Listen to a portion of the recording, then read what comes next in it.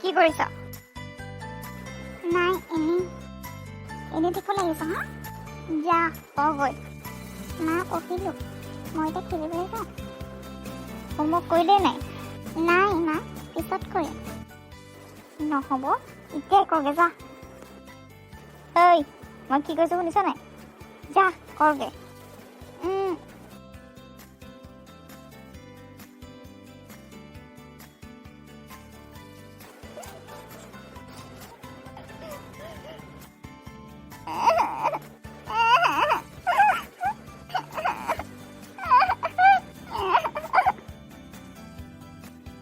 নিকি নিকি মা আজিৰ পৰা পৰীক্ষা নহয়, দেউতাইতো থৈ আহিব হ'বনে?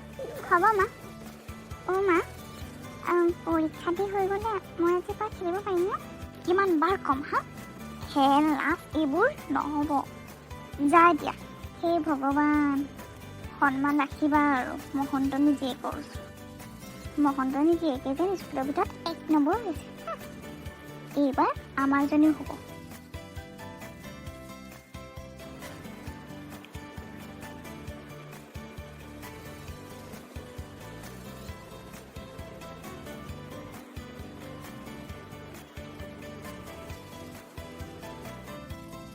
শুনা নেকি? তোমাক লৈ মোৰ বহুত আশা আছে। তুমি ইঞ্জিনিয়াৰ হ'ব, তাৰ বাবে পৰীক্ষা ভাল ৰিজাল্ট কৰিব লাগিব। দেউতা মায়ে কয় ডাক্তৰ হ'ব লাগিব, তুমি কোৱা ইঞ্জিনিয়াৰ হ'ব লাগিব। কিন্তু কি? একো নাই। যোৱা এতিয়া, ভালকৈ পৰীক্ষা দিবা দেই।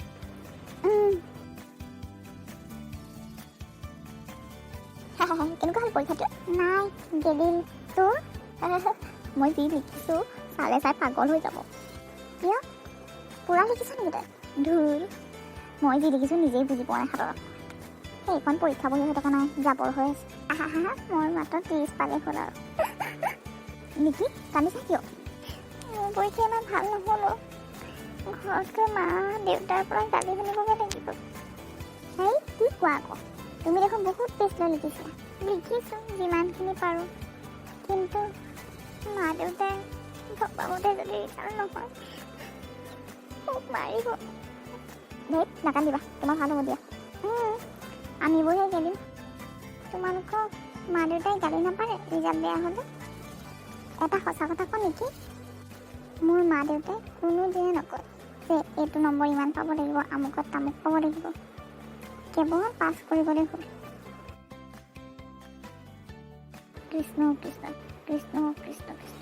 সেই ঈশ্বৰ তাই যাতে ৰিজাল্টটো ভাল কৰি দিয়া আৰু। ৰ'বাহে কিমাননো ভগৱানৰ নাম লৈ থাকা। যদি মহন্তনী ছোৱালীতকৈ যদি বেয়া হয় নহয়, বহুত লাজ পাব লাগিব জানে নাই? তাইক আমি 3-4টা টিউশ্যন দিছোঁ, তাৰপিছত যদি বেয়া হয়। তুমি এনেই কিমান পাৰ্চেণ্টেজ পাব বুলি ভাবা তাই? ভালকৈ একো নকৰে নহয়, তথাপিও যদি 90ৰ ওপৰত নাপায় লাজ পাব লাগিব দেই। মা ক কেনেকুৱা হ'ল result? First division. First division গম পালোঁ। পাৰ্চেণ্টেজ কিমান? পাৰ্চেণ্টেজ 83। হৰি এতিয়া কেনেকৈ মানুহৰ আগত মোক উলিয়াম বাৰু? ইমানকৈ টিউশ্যন দিয়াৰ পিছতো মাত্ৰ 83? মই কি কৰোঁ মা? মোৰ পঢ়াবোৰ মোৰ মাথাত নোসোমায়। মোৰ খেলিবলৈ মন যায়, মোৰ নাচিবলৈ মন যায়। চুপ থাক। নাচি খেলি হ'ব কি কৰিবি হা? তই ইঞ্জিনিয়াৰ হ'ব লাগিব। নহ'ব, তাই ডাক্তৰ হ'ব। তুমি ক'লে হ'ব নেকি হা? তাইক মই ইঞ্জিনিয়াৰ কৰিম বুলি আগতে ভাবি থৈছোঁ। মই ভাবি থৈছোঁ তাই আগৰ পৰাই ডাক্তৰ হ'ব। কিন্তু এইবোৰ কাৰণেতো ৰিজাল্ট লাগিব, ৰিজাল্ট। হা যি ৰিজাল্ট কৰিছে।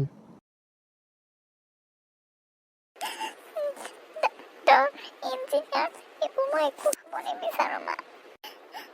মই খেলি ভাল পাওঁ, কিন্তু আজি তোমালোকে লাজ পাইছা মোৰ কাৰণে। হেৰি ক'ত আছেনো? শুনিছা নাই? কি হ'ল? অথনিৰ পৰা তাই ৰুমটোৰ ভিতৰত সোমাই আছে। ইমান মাতিছোঁ মাতবোৰ নাই যে। ব'লকচোন মাজনী। হেৰি শুনিছা নাই তাই চাওকচোন তাই কিবা এটা হৈছে আচৰিত লাগিছে আপোনালোকৰ দৰে ইমান জ্ঞানী মানুহবোৰে এনেকুৱা কৰিছে চি